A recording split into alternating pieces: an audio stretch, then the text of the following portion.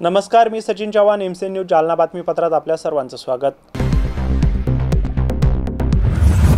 या बातमीपत्राचे प्रायोजक आहेत संजीवनी मल्टी स्पेशालिटी हॉस्पिटल, आपल्या आरोग्याची संजीवनी, the skill to heal, the speed to care.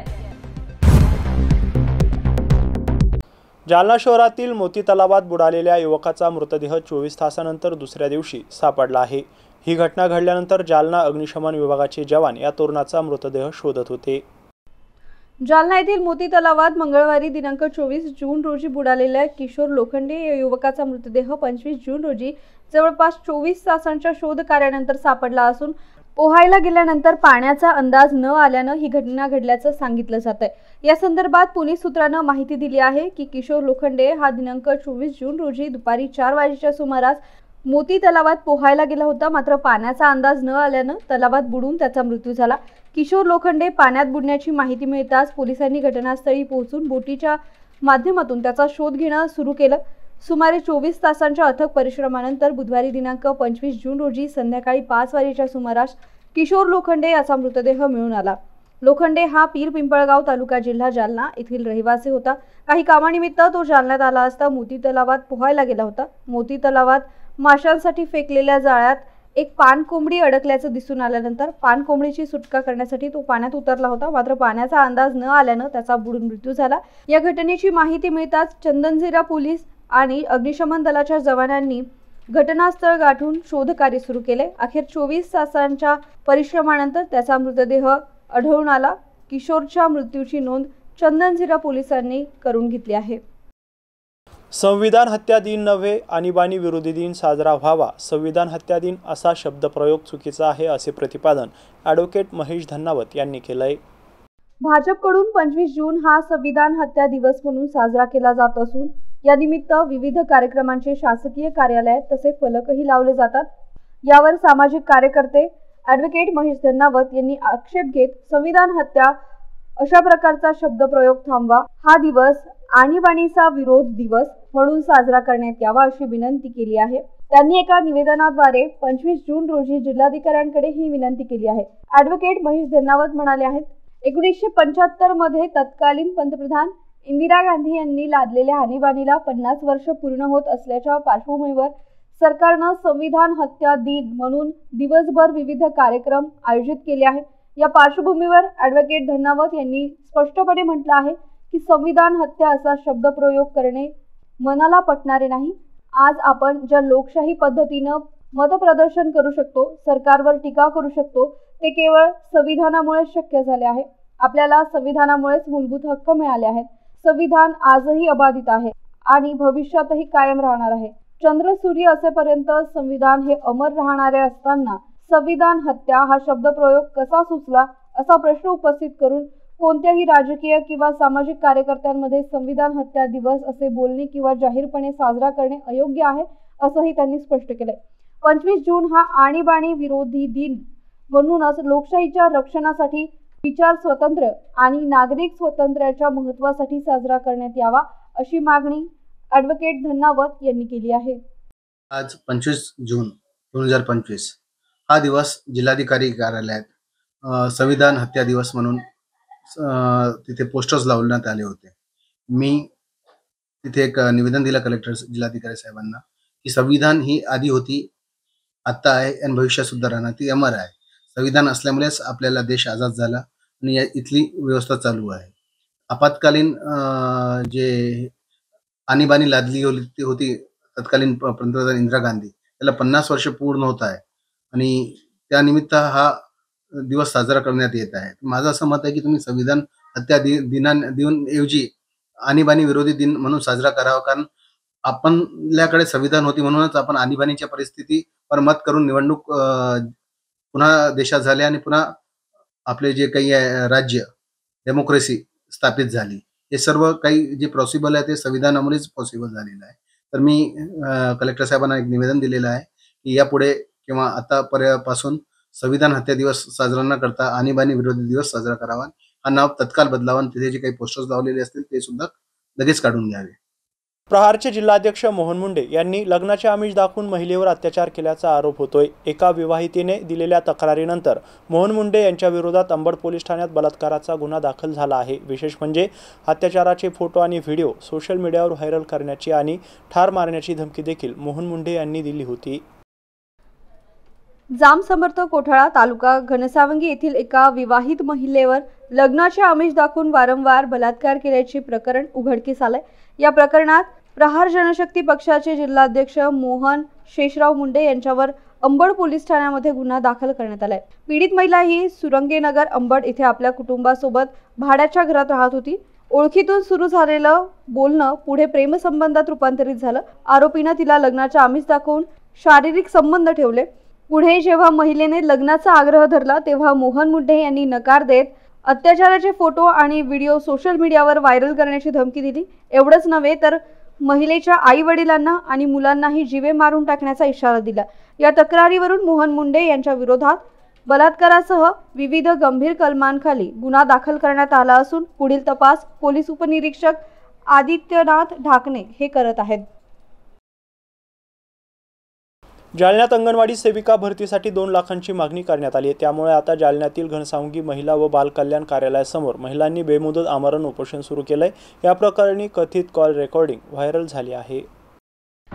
जालन्यात अंगणवाडी सेविका पदभरतीसाठी 2 लाखांची मागणी केल्याचा धक्कादायक प्रकार समोर येतोय। अंगणवाडी सेविकेच्या पदभरतीत पात्र असताना देखील पैसे न दिल्यामुळे एका महिलेला डावलण्यात आल्याचा आरोप घनसावंगी तालुक्यातील लिंबी गावातील बालिका तौर यांनी केला आहे। या संदर्भात जालन्यात घनसावंगी येथील महिला व बाल कल्याण कार्यालयासमोर काही महिलांनी बेमुदत आमरण उपोषण सुरू केलं आहे। दरम्यान या सर्व प्रकरणाची कथित ऑडिओ क्लिप देखील आता समोर आली आहे। हॅलो, हा ताई बोला ना। झालं का जेवण? हो झालं। तेच म्हटलं एवढं होते ऑफिसला म्हणून लावला नाही मग। बाई लय उशीर झाला हो, 6:30 वाजले मला ऑफिसला तास। आज कसं काय एवढा वेळ? ते उद्या आक्षेपवाल्याला बोलवलं ना। असं का? 25 लोकांना कॉल केला आणि आता फ्री झाले बघा मी। आता 25 लोक म्हणल्याच्या नंतर आक्षेपवाले 25 आणि 1 नंबरवाले 25 आणि 50 लोकांना कॉन्टॅक्ट झाला। असं का? हो ना। ते 1 नंबर ना ते काही राहिलेली आहे उद्या बोलवायला नाही बरेच आहेत ना आणखी। पण उद्या तेवढं आटपून टाकायचं, मग शुक्रवारी बघू काय आहे त्यांची ऑर्डर। साहेब जातील नागपूरला। ऑर्डर 5 तारखेला काढणार आहे का? हा ना। ऑर्डर मग 5 तारखेला काढणार आहे। बोलले बरं का मी सरांना। काय म्हणले? नाही ना, त्याच्या कमी नाहीच म्हणाले ते, कारण की ते आणखीन बी तिचा आलता कॉल। हा, आला होता का? उद्या येऊन भेटा म्हणा।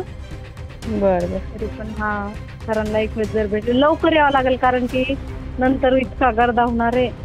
सर किती वाजता येते? 10 वाजेपर्यंत सर किती राहते?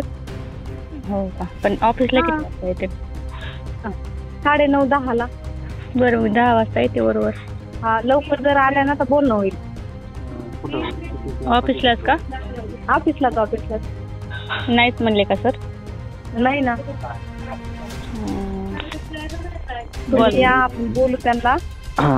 तुम्ही बोलले नाही का मग? काही बोलले मी म्हणलं सर त्यांची परिस्थिती म्हणे उग माझं हे आहे म्हणून मी मनावर घेतलं म्हणे। हा ना ते बरोबर आहे, पण थोडस उद्या रिक्वेस्ट करून बघा ना तुम्ही ताई। नाही तर त्यांना काय म्हणा आता एवढं घ्या नंतर मी करतो म्हणा। त्यांना वाटून किंवा मुद्दाम टाळायला लागले असं वाटू नये त्यांना। हो, असं मी एक हे। हा ना असं म्हणजे मला काय वाटतं, मी एकदम सरळ मनानं बोलतो मला। पण तसं ऐका ना, तसं ते एखाद्या वेळेस मानतेला असे 2-3 जण आहेत ते तसे थांबलेले। तसं तुम्ही म्हणा माझ्याकडे आता एवढं झालं म्हणा, मी नंतर आणखीन करेल म्हणा। मग नंतर तर तुम्ही आम्ही तर तुमच्याच हातात आहेत ना म्हणा। हा ना असं त्यांच्याकडून फक्त सवलत घ्या। बरं मग काय म्हणते काय नाही, नंतर मग आक्षेपचं आपण वाढवलं ना तुमचं, नंतर त्याच्यात घेतलेलं आहे। असं आहे का? नंतर उद्या नाही घेतलेलं का? उद्या नाही, उद्या 25 लोकांना बोलवलेलं असं आहे का?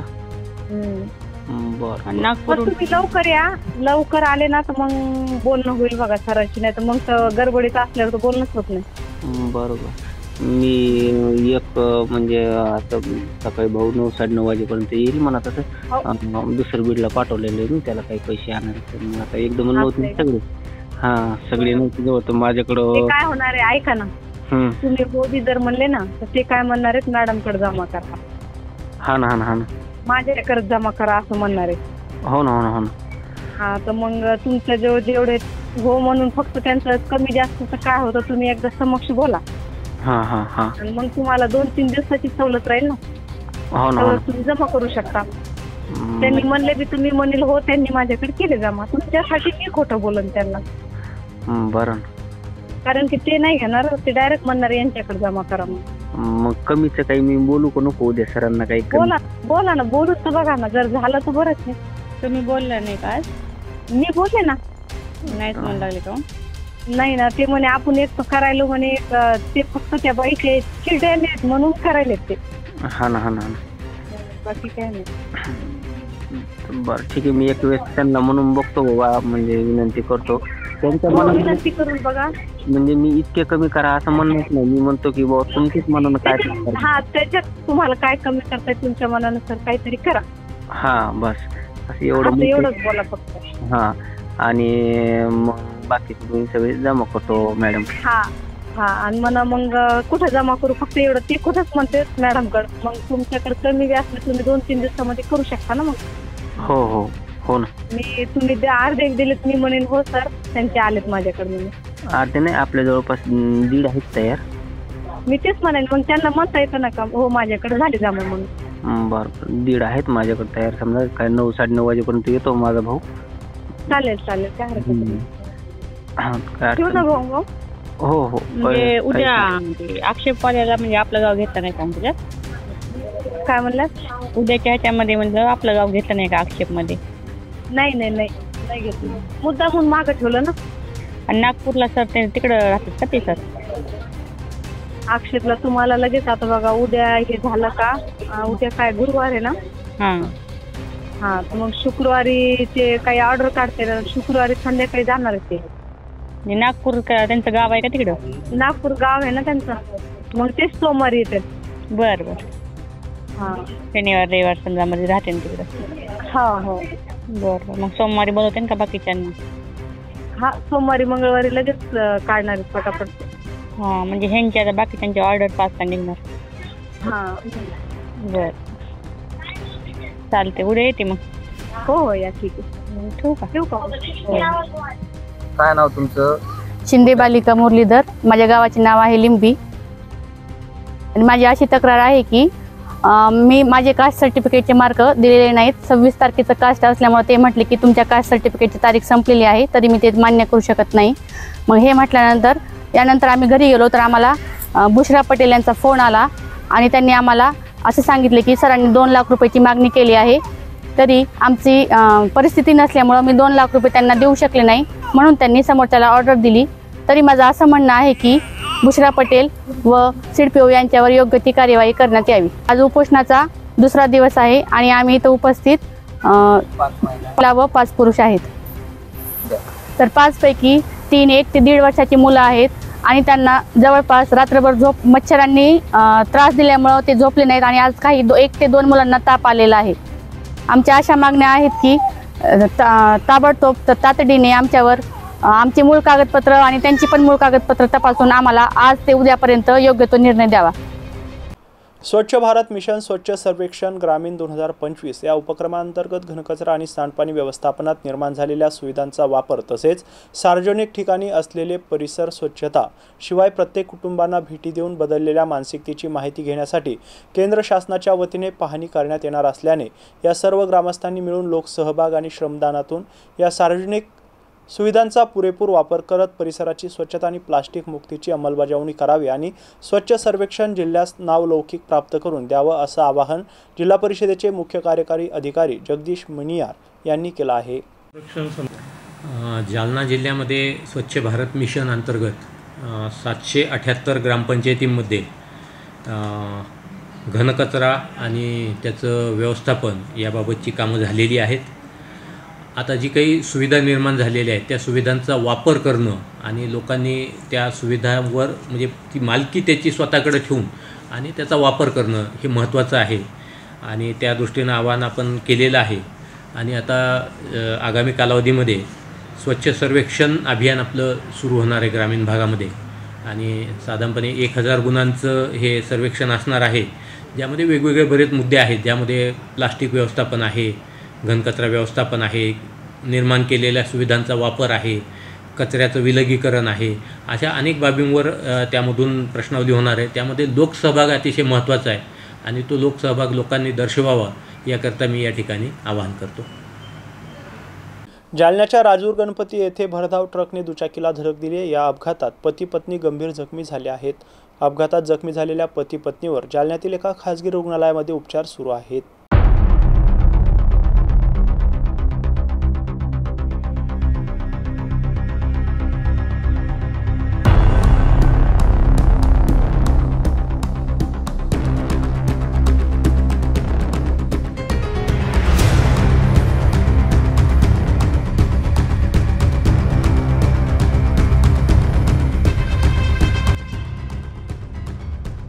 जालन्यातील राजूर गणपती येथील छत्रपती शिवाजी महाराज चौकात दुचाकीवरील दोघांना उडवले. यानंतर हा ट्रक अनियंत्रित होऊन थेट टपरीत घुसला. या अपघातामध्ये पती पत्नी गंभीर जखमी झाले असून दोघांवरही जालना शहरातील एका खासगी रुग्णालयात उपचार सुरू आहेत. माधवराव एडके वय वर्ष 55 आणि शारदा एडके वय वर्ष 47 असं गंभीर जखमी झालेल्या पती पत्नींची नावं आहेत. या दोघांवरही सध्या जालना शहरातील एका खासगी रुग्णालयामध्ये उपचार सुरू असून यामधील माधवराव एडके यांची प्रकृती चिंताजनक असल्याची माहिती समोर आली आहे. मी ज्यांना बोललो ते गाव पातळीवरचे राजकीय कार्यकर्ते आहेत. त्यांचं 10 लोकांचं टोळकं आहे. ते मोदीजींना ट्रोल करतात, देवेंद्रजींना ट्रोल करतात. आमच्या खेड्यातल्या भाषेत वडिलाला बाप म्हणतात, आईला माय म्हणतात. काम न करणाऱ्या मुलांना आणि चांगलं न शिकवणाऱ्या मुलांना खेड्यातल्या भाषेत कार्ट म्हणतात. ही आमची बोलीभाषा आहे. या 10 लोकांना ज्या भाषेत कळतं त्या भाषेत मी बोललो. सर्वसामान्यांच्या विरोधात मी बोललो नाही. मी 40 वर्षात सर्वसामान्य आणि शेतकऱ्यांच्या विरोधात कधीच बोललो नाही. मी संपूर्ण जीवन शेतकऱ्यांसाठी दिलं आहे, असं म्हणत आमदार बबनराव लोणीकर यांनी त्यांच्या वक्तव्यावर पत्रकार परिषदेत प्रतिक्रिया दिली आहे. बघूया ते काय म्हणाले. प्रधानमंत्री नरेंद्रजी मोदी, माननीय महाराष्ट्राचे मुख्यमंत्री देवेंद्रजी फडणवीस, केंद्र आणि राज्य सरकारच्या माध्यमातून ज्या कल्याणकारी योजना आहेत त्या जनतेपर्यंत पोहोचल्या पाहिजे. त्या योजनेचा लाभ गरीब लोकांना मिळाला पाहिजे आणि म्हणून महाराष्ट्र सरकारनं ज्या ज्या योजना आणलेल्या आहेत, ज्या ज्या केंद्र सरकारनं योजना आणलेल्या आहेत, गरिबांच्या कल्याणकारी योजना आहेत, शेतकऱ्याच्या कल्याणकारी योजना आहेत, महाराष्ट्रात कोणतीही योजना आली त्याचा पहिला कार्यक्रम हा मंठा परतूर माझ्या मतदारसंघात होतो. माझ्या मतदारसंघात लाडक्या बहिणीला 1,10,000 महिलांच्या खात्यात पैसे टाकले. 40,000 गरिबांना घरं दिलेले आहेत, मंजूर केलेले आहेत. मतदारसंघामध्ये 27,000 गोर गरीब दीन दुबळ्या लोकांच्या संजय निराधार, श्रावणबाळ योजना, ज्येष्ठ नागरिक, वेगवेगळ्या प्रकारच्या लाभाच्या ज्या योजना आहेत, अटल पेन्शन योजना, 27,000 पगार चालू केल्या 5 वर्षात आणि 210 कोटी रुपये गरिबांच्या खात्यात टाकले. गरिबांना जी लाडक्या बहिणीला पैसे दिले किंवा निधी दिला किंवा पगार चालू केला, मानधन दिलं, ते 80 कोटीचं आहे. एवढं मोठं काम 24 तास एकही दिवस सुट्टी घेत नाही. रोज काही ना काही लोकांना देण्यासाठीचे कार्यक्रम असतात. वाटूर फाट्यावर या गावामध्ये सोलार लावण्याचा कार्यक्रम होता. या गावामध्ये वाळू मोफत देण्याच्या 5 वाटपाचा कार्यक्रम होता आणि त्या कार्यक्रमामध्ये बोलताना मी असं म्हणालो की गाव पातळीवरचे काही राजकीय पक्षाचे 9-10 कार्यकर्ते आहेत, ते मोदीजींना ट्रोल करतात, देवेंद्र फडणवीसांना ट्रोल करतात, बबनराव लोणीकरांना ट्रोल करतात. राजकीय पक्षाच्या 10 लोकांचं टोळकं आहे की ते आमच्या विरोधात ट्रोल करतं. आणि आमच्या खेड्यातली भाषा आहे, आम्ही वडिलाला बाप म्हणतो, आपल्या आईला खेड्यात माय म्हणतात आणि आपल्या एखाद्या मुलानं काम केलं नाही किंवा मुलगा नीट शिकत नाही त्याला कार्ट म्हणतात. ही बोली भाषा आहे आणि जी आमच्या मतदारसंघात ग्रामीण भागात जी भाषा कळती त्या भाषेत मी हे बोललेलो आहे. मी कुठल्याही सामान्य व्यक्तीच्या विरोधात मी 40 वर्षात कधी बोललो नाही. मी शेतकऱ्यांचा कार्यकर्ता आहे, आजही शेतकरी आहे. 25-25, 30-30 हजार लोकांचे मोर्चे काढलेले आहेत, बैलगाड्या मोर्चे काढलेले आहेत. संपूर्ण जीवन शेतकऱ्यासाठी दिलेलं आहे. आणि मी सत्ताधारी पक्षात असो की विरोधी पक्षात असो, मी शेतकऱ्यांच्या बाजूने उभा राहणारा माणूस आहे. त्याच्यामुळं राजकीय लोकांना याची संधीचा फायदा घ्यायचा आहे, दुरुपयोग करायचा आहे. माझ्या विरोधात जे राजकीय पक्षाचे लोक बोलतायत, पळता भुई थोडी करू. अरे मी पत्तरफोड कार्यकर्ता आहे आणि तुम्ही राजकीय पक्षाच्या लोकांनी कितीही जरी धमक्या दिल्या तर माझं काम चालू राहील, थांबणार नाही. आणि मी शेतकऱ्याच्या विरोधात कधी आयुष्यात 40 वर्षात बोललो नाही. मी गरीबातल्या गरीब माणसाच्या विरोधात कधी बोललो नाही. वेळ प्रसंगी अधिकाऱ्यांच्या विरोधात, गरिबांना त्रास देणाऱ्या लोकांच्या विरोधात, शासनाच्या योजना न राबवणाऱ्या प्रशासनाच्या अधिकाऱ्यांच्या विरोधात कधी कधी बोलतो. पण जनता जनार्दन हे माझी मायबाप आहे. मला 40 वर्ष गावाचा सरपंच, लोणी गावचा पंचायत समितीचा सभापती, 5 वेळा आमदार म्हणून निवडून दिलं. जनतेच्या आशीर्वादानं, शेतकऱ्यांच्या आशीर्वादानं मी कॅबिनेट मंत्री झालो आणि 25 वर्ष निवडून येतोय. त्याच्यामुळं मी कुठल्याही जनतेच्या विरोधात, शेतकऱ्याच्या विरोधात बोललो नाही. माझ्या रक्ताचा शेवटचा थेंब असेपर्यंत मी कधीही गरीब माणसाच्या किंवा शेतकऱ्यांच्या विरोधात बोललो नाही आणि बोलणार नाही. पण काही लोकांना भांडवल करायचं आहे आणि मला टार्गेट करायचं आहे. याबरोबरच हे बातमीपत्र इथंच संपलंय. पुन्हा भेटूया पुढील बातमीपत्रात. तोपर्यंत पाहत राहा MCN न्यूज जालना. नमस्कार.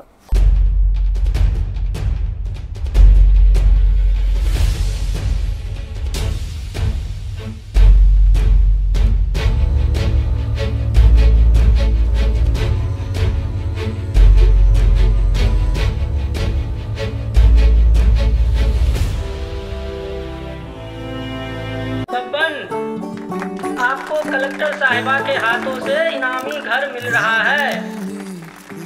आपका घर बहुत सुंदर होगा ना? अरे नहीं बेटा, हम तो बहुत छोटे आदमी हैं। चाचू डोंट वरी, मैं बड़ी होकर आपके लिए और सबके लिए मजबूत और सुंदर घर बना के दूंगी। कालिका सरिया लाना मत भूलना। कालिका TMT सरिया कंक्रीट से करे मजबूत जोड़ और भूकंप, संग, आग से लड़कर घर को दे दीर्घायु। कालिका सरिया मैं भूली नहीं। बेटिया आप कलेक्टर। कालिका TMT, फैसला जो मजबूत हो। संजीवनी मल्टी स्पेशालिटी हॉस्पिटल, ऋषि पार्क, अंबर चौफुली, जालना.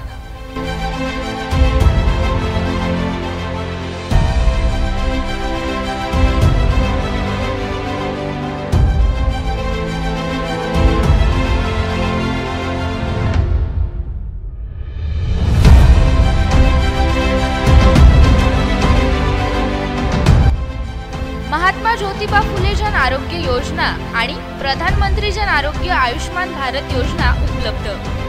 मेडिसिन विभाग, बालरोग विभाग, स्त्रीरोग विभाग, अस्थिरोग विभाग, सर्जरी विभाग, नाक कान घसा विभाग आणि पॅथॉलॉजी विभागात काम करणारी तज्ञ डॉक्टरांची टीम. उपलब्ध सुविधा ICU, NICU, जालना शहरातील अद्ययावत Ultima of 100 with stent boost cath lab.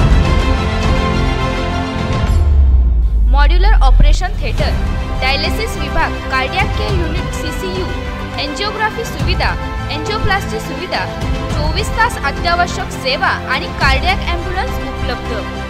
Maharashtra police कुटुंब आरोग्य योजनेसह सर्व आरोग्य विमा कंपन्यांचे कॅशलेस उपचार. संजीवनी मल्टी स्पेशालिटी हॉस्पिटल, आपल्या आरोग्याची संजीवनी.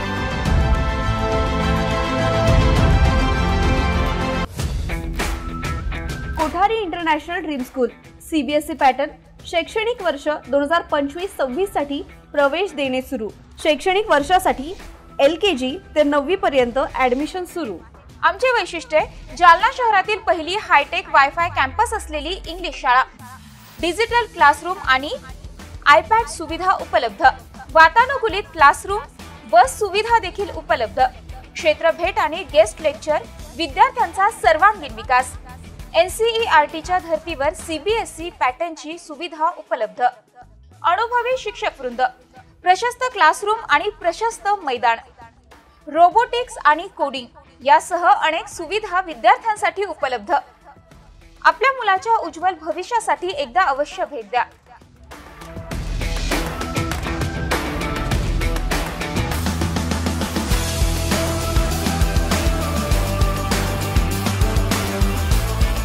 Kothari international dream school, JES महाविद्यालयाजवळ देऊळगाव राजा रोड, जालना।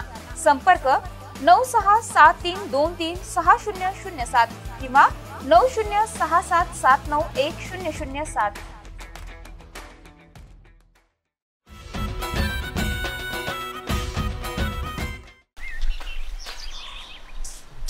दादा, हे बेस्ट कॉलेज आहे। पण आम्ही तर आजोबांच्या काळापासून एकाच कॉलेजमध्ये शिकतो। पण दादा, या कॉलेजमध्ये ऑलराऊंड डेव्हलपमेंट होते। बाबा, त्या लंडनच्या कंपनीला नकार कळवला बरं का मी। आणि तुझ्या आर्चरीचं काय झालं? बाबा, पुढच्या महिन्यात तुमचा मुलगा नॅशनल खेळणार आहे। पण तुमचं नेमकं कॉलेज कोणतं? JES college Jalna. Trust matters since 6 decades। JES college Jalna.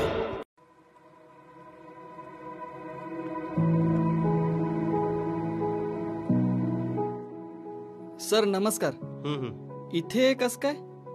हेच ते कॉलेज जिथे माझं स्वप्न पूर्ण झालंय।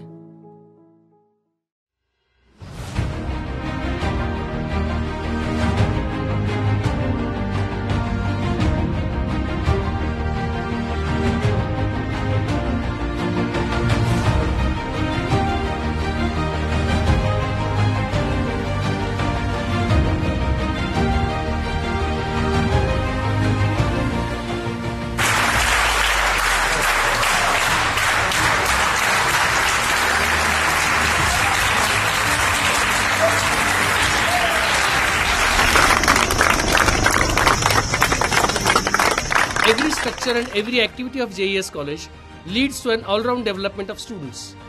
An esteemed heritage of institutions in Jalna offers education for classes 11th and 12th with arts, science, commerce and MCVC with special emphasis on bifocal courses. Additionally, institution also provide UG program in BA, BSc, BCom and BCA as well. PG program in MA, MSc and MCom align with NEP 2020. It's a legacy of excellence and bright career.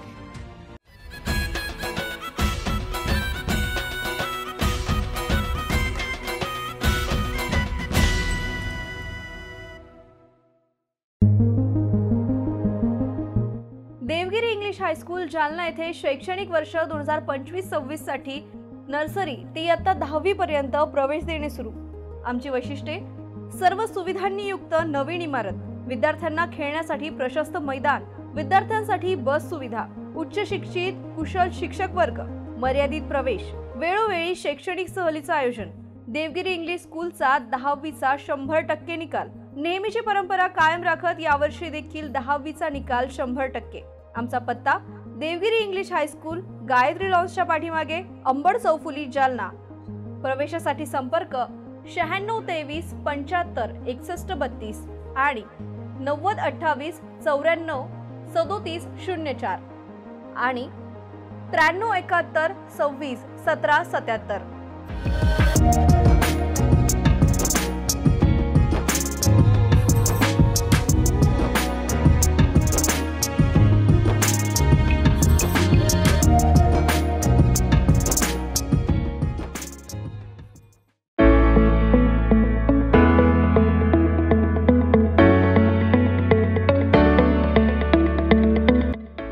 Matsyodari शिक्षण संस्था संचलित अंकुशराव टोपे महाविद्यालय जालना कनिष्ठ आणि वरिष्ठ महाविद्यालयात प्रवेश देणे सुरू। महाविद्यालयास बँगलोर येथील नॉर्थ मार्फत पूर्ण मूल्यांकनात 3रा सायकल मध्ये अ दर्जा प्राप्त करणारे जालना जिल्ह्यातील प्रथम महाविद्यालय तसेच डॉक्टर बाबासाहेब आंबेडकर मराठवाडा विद्यापीठाच्या शैक्षणिक अंकेक्षणात अ दर्जा प्राप्त केला असून ISO प्रमाणे 2009-2015 प्रमाणे निसर्गरम्य वातावरणातील महाविद्यालयात आपला प्रवेश आजच निश्चित करा. कनिष्ठ महाविद्यालयात कला, वाणिज्य, विज्ञान आणि HSC व्हेकेशनल साठी 11वी व 12वी वर्गात प्रवेश देणे सुरू आहे. विज्ञान शाखेसाठी क्रॉप सायन्स, इलेक्ट्रॉनिक विषयांची विशेष उपलब्धता. 11वी आणि 12वी साठी व्यवसायाभिमुख courses, accounting, financial and office management, marketing and retail management, logistic material management यासाठी विशेष प्रवेश देणे सुरू. वरिष्ठ महाविद्यालयात BA, BCom, BSc, BCA या वर्गातून नवीन शैक्षणिक धोरणानुसार प्रवेश देणे सुरू आहेत. BA प्रथम वर्षात प्रवेशासाठी आपल्याकडे अनेक विषय उपलब्ध आहेत, जसे की मराठी, हिंदी, इंग्रजी, उर्दू, भूगोल, मानसशास्त्र, इतिहास, समाजशास्त्र, राज्यशास्त्र, लोकप्रशासन आणि अर्थशास्त्र या सर्व विषयांची उपलब्धता. पदव्युत्तर विभाग MA यासाठी उपलब्ध विषय आहेत मराठी, हिंदी, इंग्रजी, भूगोल, इतिहास, मानसशास्त्र, अर्थशास्त्र, समाजशास्त्र, राज्यशास्त्र, लोकप्रशासन. MCom, MSc संगणक शास्त्रामध्ये प्रवेश देणे सुरू आहे. PhD साठी उपलब्ध संशोधन केंद्र, संशोधन विषय इंग्रजी, भूगोल, मानसशास्त्र, इतिहास, समाजशास्त्र, मराठी, हिंदी, वाणिज्य, लोकप्रशासन, अर्थशास्त्र. विद्यार्थ्यांच्या व्यक्तिमत्व विकासासाठी महाविद्यालयातर्फे विशेष प्रयत्न. क्रीडापटूसाठी भव्य क्रीडा सुविधा, संगणकीकृत ग्रंथालय, मुलींसाठी स्वतंत्र वसतिगृहाची व्यवस्था. आमचा पत्ता मोतीबाग रेल्वे ओव्हरब्रिज जवळ, जुना जालना. प्रवेश माहितीसाठी संपर्क उपप्राचार्य डॉक्टर संजय पाटील 82 75 51 56 92. उपप्राचार्य प्राध्यापक पांडुरंग खोजे 94 21 68 85 68. प्राचार्य डॉक्टर दादासाहेब गजहंस 87 88 11 97 61. अंकुशराव टोपे महाविद्यालय जालना. प्रवेशासाठी आजच संपर्क करा.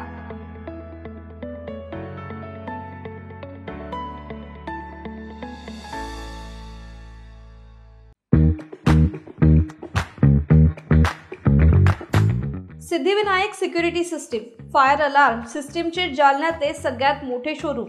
Biometric advance system, smart LED TV, CCTV cameras, computer, printer आणि ॲक्सेसरीज.